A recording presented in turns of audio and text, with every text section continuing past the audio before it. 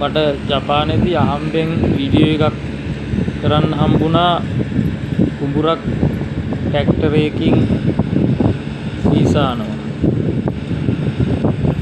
ඒක බැලුවේ දැන් ඒකේ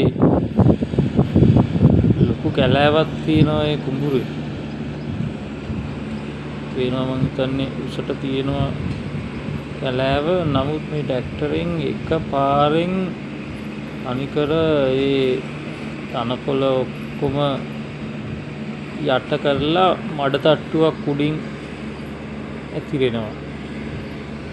තනකොළ ඔක්කොම ටික උඩ මඩ වලින් වැහෙනවා.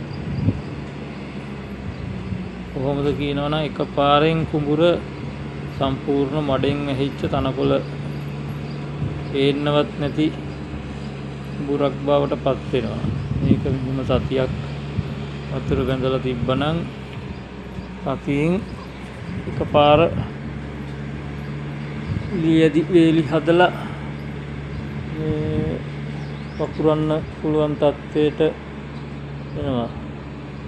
ඉතින් ලංකාවේ නම් දෙපාරක් විතර ට්‍රැක්ටරයක් දානවා සමහර විට. ඉතින් මේ මිනිස්සු මේ කුඹුරු වැඩ කරන එක කොච්චර ලේසියට පහසුවට කරනවද?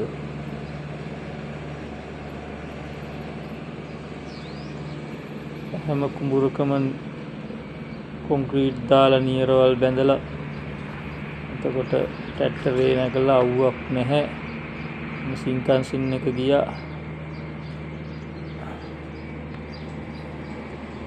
මඩ පොතක්වත් ඇඟේ ගාව ගන්න නැති විදිහට ලස්සන්ට වැඩේ කරලා යනවා.